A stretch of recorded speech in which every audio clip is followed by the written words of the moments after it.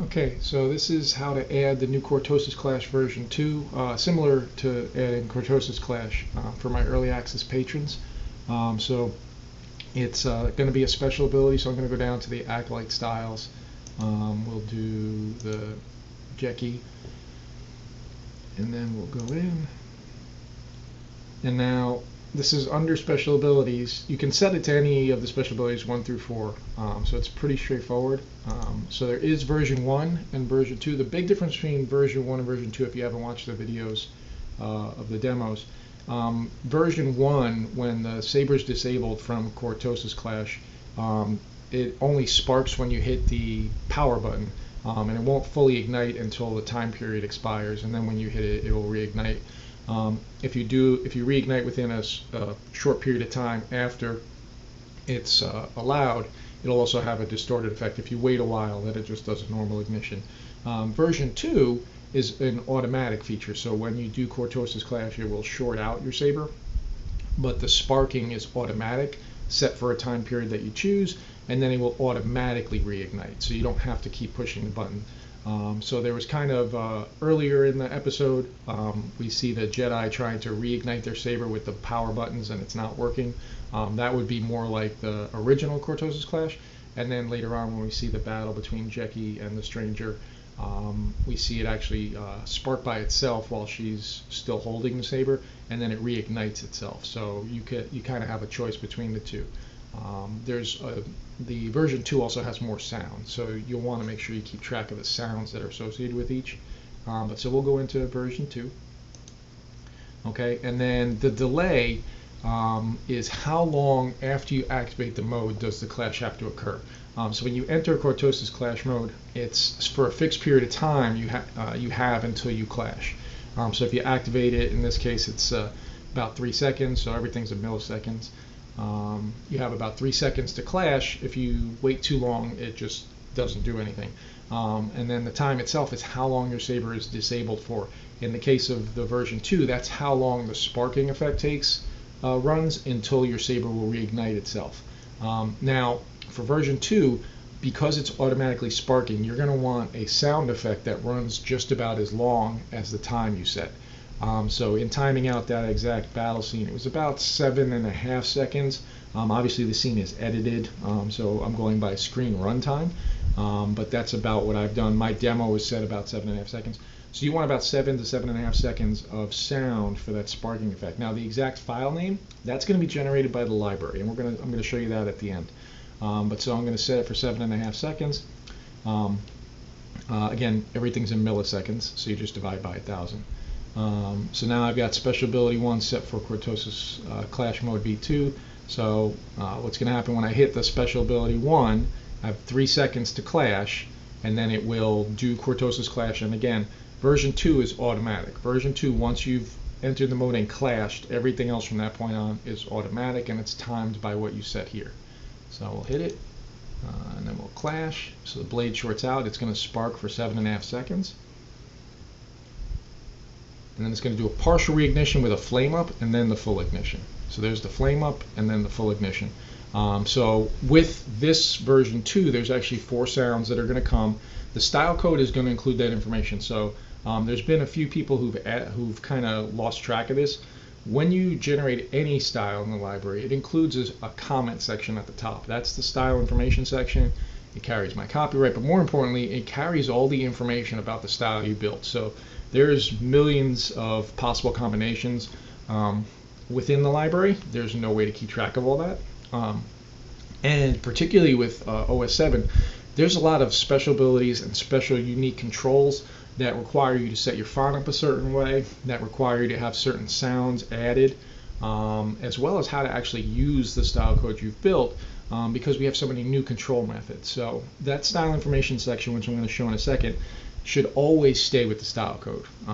It doesn't take up any space whatsoever on your board, so you don't need to delete it to save space, but you do need to keep it in order to understand how that style works, particularly in the future. If you put that style code somewhere else, without the proper setup of the font, without understanding the controls that you're enabling via the style code, you won't be able to properly use it.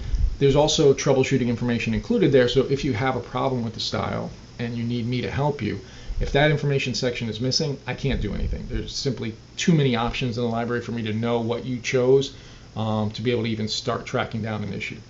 So you would obviously go through, edit this out, add any other special abilities you want, and then you'll get your style code.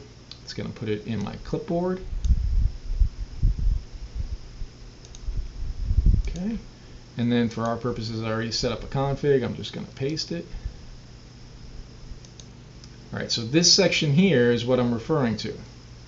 So this comes with all library style code. This information contains everything you've built, as well as how to set it up. So in our case, we set up special ability 1 with the toggle cortosis clash v2. It tells you how it works, and then more importantly, it's going to tell you what sounds it needs and what those sounds should roughly be. So in our case, now what happens is each special ability that uses a transition sound, the TR code, or any other sounds, the library is actually going to make sure there's no conflicts, and it's going to keep track of what special abilities you're adding. So the sound files will change depending on the style you're building. And obviously if you build more special abilities, there's going to be more sound. So this is not always going to be. It's not always every time you add Cortosis Clash v2 that the sounds are the same. That's why this information is important. You want to make sure that you're actually keeping this section with the style code so that when it comes time to use this style, your font is set up correctly. So in our case, this style I just built, TR00 is going to be the toggle. So what that is that's the initial sound that plays when you go into the mode. That just tells you you've actually successfully done the special ability assigned to it. It can be anything. So I used a metallic sound in my demo. It could be a quote, it could be like a small clicking sound. If you leave that sound out, it's not going to really affect anything, but you just won't know that you successfully did the special ability. And I know some people have had trouble with getting that quarter turned down, so usually a toggle sound is good to have. It can just be any sound you want, but you do have to name it accordingly.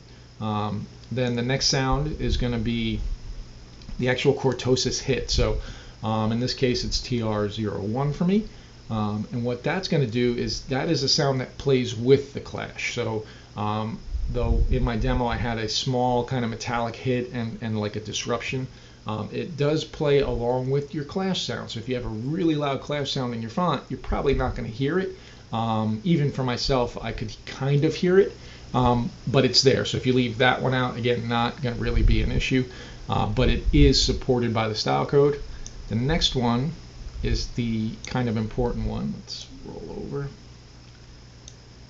And the library is going to let you know what you chose. So in this case, TR02, or you can name it with the subdirectories, is going to play during that period of time that it's shorted out. So that's going to be, you want a sparking sound like there is in the episode. Now, the time of that sparking period you're setting, so you want to try to time it roughly there. It could be slightly less because there is a reignition, but so this is telling me that I have 7,500 milliseconds of time that mine is going to be disabled, so I roughly want the sparking sound to play for that long. It just plays the sound one time. It's not a loop. So you want to have a sound that will hopefully fill that time. You don't want it to go too much longer than that because it would play into the next animation. You also don't want it to be too short unless you don't mind having some silence. But this is probably for this particular style is the most important. And then the final one is, oops, I scrolled too far, is going to be the TR03. That's that partial reignition. So when the blade automatically reignites, for about a second it does that partial reignition, which has this distorted flame look. You can have a sound for that. Again, because the sparking is going to end, there's about a second or so of this little flame effect, and then your reignition. Your reignition is going to be just your regular ignition sound for that font. But you can add this TR03 sound as kind of that little partial distorted ignition if you want. So, but this is why this style information needs to stay with your style code, because if you go and use this style code without those sounds, it's not going to work. You're not going to get the exact overall effect. And then more importantly, because it's a special ability that you set, each style can have the special ability be different, so you won't know what actually happens when you use the code. There's also a lot of other pieces of information in here, but for our purposes for the V2, you want to make sure you keep this whole section with that style code in your config. Again, this is a comment, so anything that is grayed out like this, or anything that starts with the slash asterisk and ends with asterisk slash, it's a comment. It's ignored by Arduino. It does not go onto your board, so it takes up 0 memory. But for using the style code and for keeping track of all the sounds and what your font needs, that should stay with the style code at all times. So hopefully that helps everybody. I do have the other demo videos with each one on how to actually add the other special abilities. And then again, every time you generate the style code, that style information section is going to update itself. It's going to keep track of what other selections you've made, and it's going to make sure that your sounds don't conflict. You don't want to have the same sound assigned to 2 different special abilities. So all of that is already handled by the library, but the only way you're going to know what needs to match up to the style code is that style information. So hope you enjoy.